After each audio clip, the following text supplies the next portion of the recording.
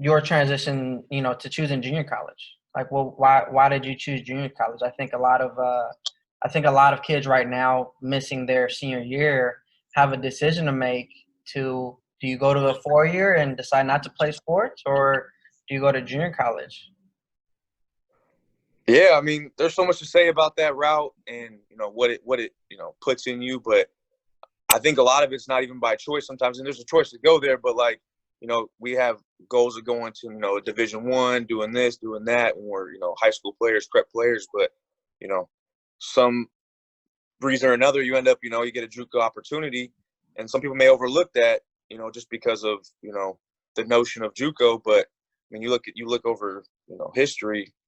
So many JUCO ball players have made it to the big leagues and go on to Division 1 baseball or whatever, whatever, just the next level, because you have to grind for yourself. You know what I mean? I mean, there's some great programs out there, no doubt, but it really becomes about what you need to do to get better. And there's a lot of programs that put you in places to do that, but there's some that are kind of hands off, and you have to kind of figure out the grind for yourself. So for me, it was just about I wanted to play, and I kind of saw that if I went to Division 2 or Division 3, just the ones that I had visited, possibly to go to, I felt like I was already kind of like one of the better players out there. And how would my development go from there? And I just felt like with the JUCO route, I could give myself another chance to be recruited and open up doors of opportunity for me that I couldn't have if I was kind of locked into a school.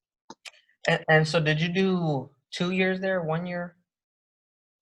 Shoot, I actually did 2. Well, the real story is I actually would have done 3 in JUCO because I redshirted my very first year. I went to a Chandler Gilbert Community College, which is in Arizona, Yeah. out of high school. I graduated pretty young. I was 17. And at that time, there was draft and follow. So our school was big for draft and follow. So we had a lot of guys, like a lot of, some of the best players in Arizona were going there. And, I thought I was ready to go. They thought I was kind of, maybe third on the depth chart. I was playing second base. So, they're like, gave me the option to redshirt. I was like, yeah, I'll do it. So I took that year to get better, and then you start to see the separation. You know what I mean? You're not with the team fully, like you're down in the cages during practice. You're not in all the drills and stuff. So I started to see like, okay, I got to grind for mine. So worked out. I got an opportunity to play in a California Collegiate League, which is South Bay Saints.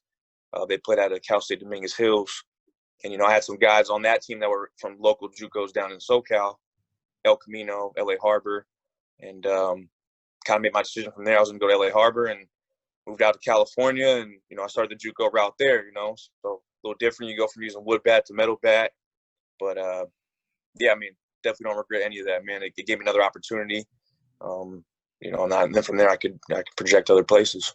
So when you went to LA Harbor Community College, right? Yeah.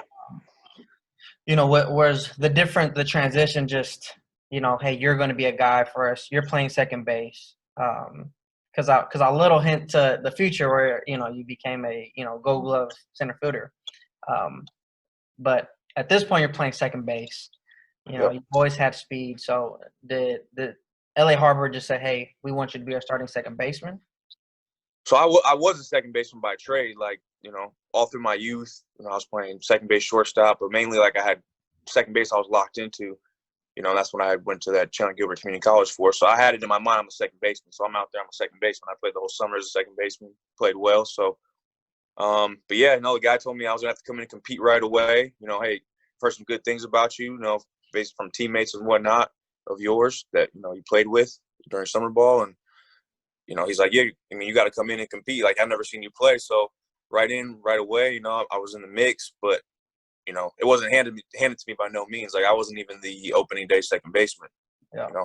So by game 2, he gave me the nod, and I balled out a little bit. So, you know how it is. It's like in any new scene, any new team, it's like they're waiting for you to crack. You know what I mean? Yeah, you could be this, you could have hype, you could be, oh, we think this dude's good, but it's like until you show, that's when the opportunities came after that, and that's when I kind of locked in a starting spot.